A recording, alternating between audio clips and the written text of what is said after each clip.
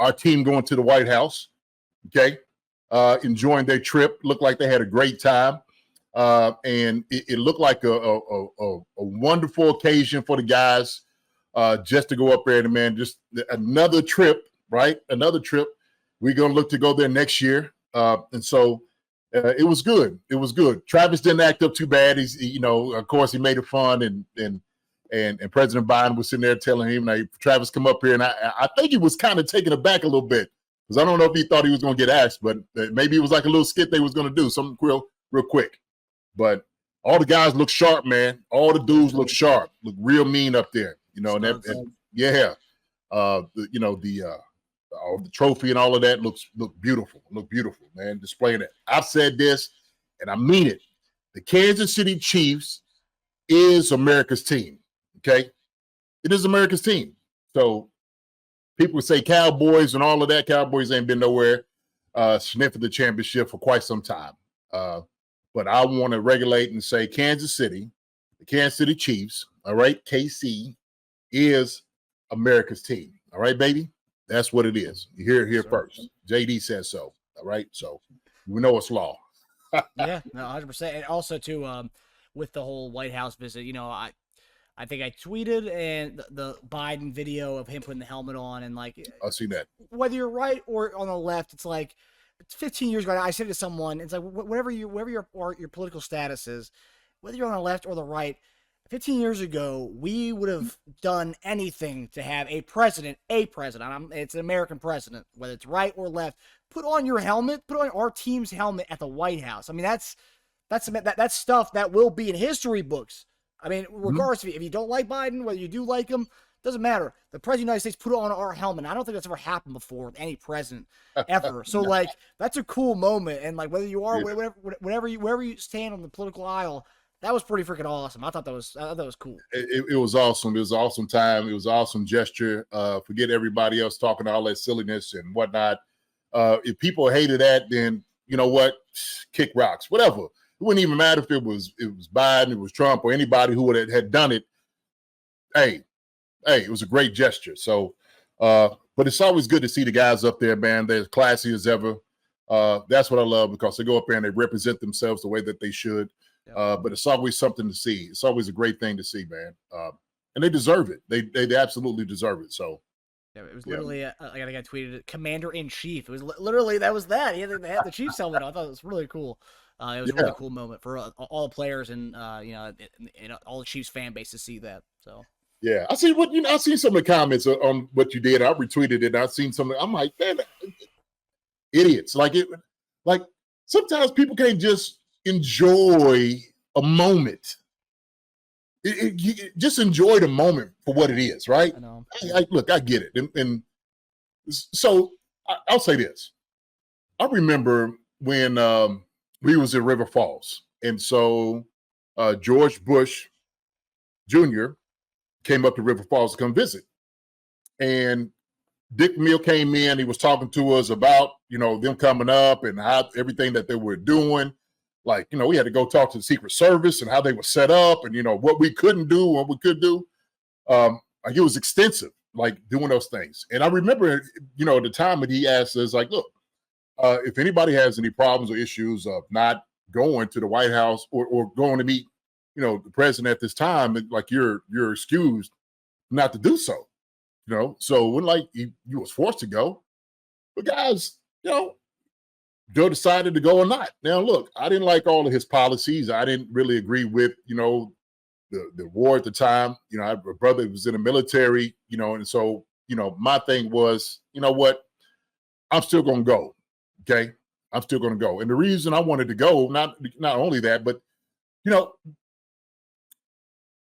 there's a sense in air in the presidency that we should all respect. Okay. And like him or not, he's our guy. He's the one representing United States of America.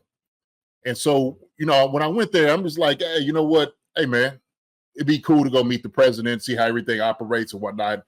And the crazy part was there was a moment when I'm there, me and him meet up, and we're talking.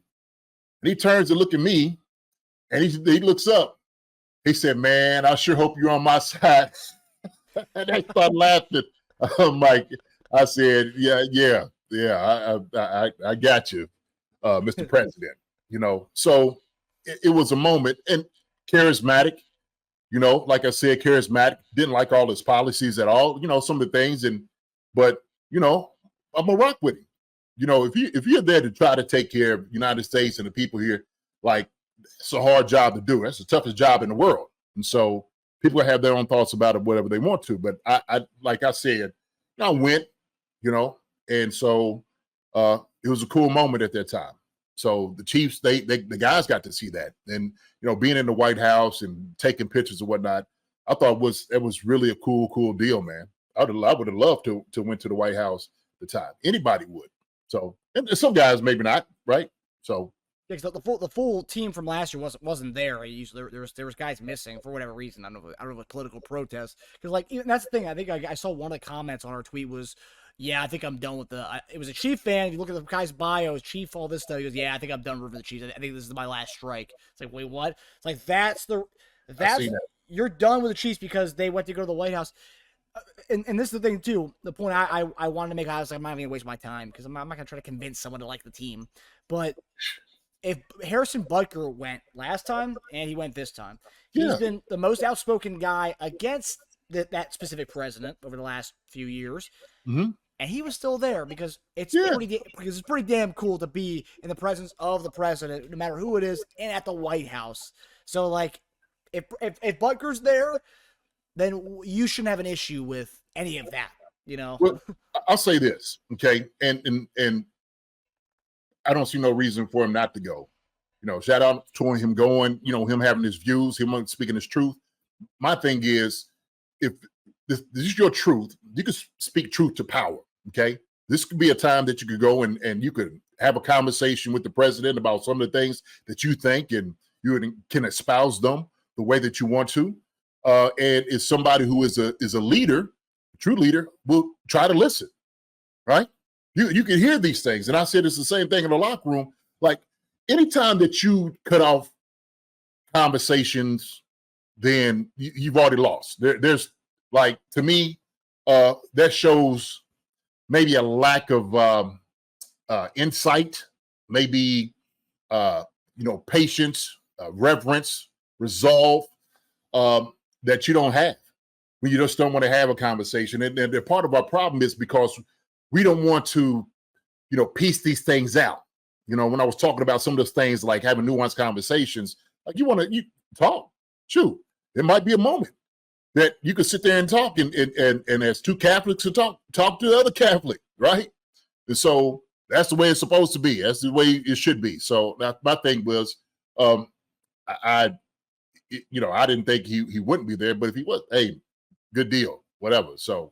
But yeah, man, I just, my thing is, man, it's so tiresome. It is so it wears you out.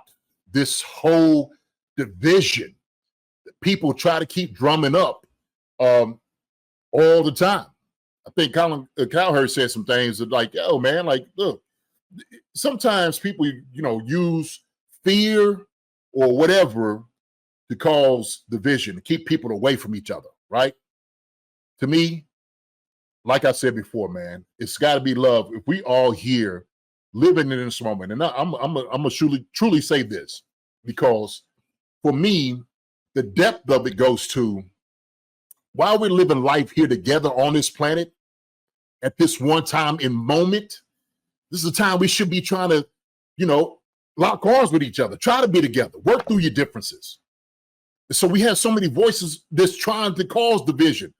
To cause strife, right? And so to me, that's the ridiculous part of it. Like, those are the ones that you be called out. Like, hey man, like, shoot, you don't see any type of commonality that we have.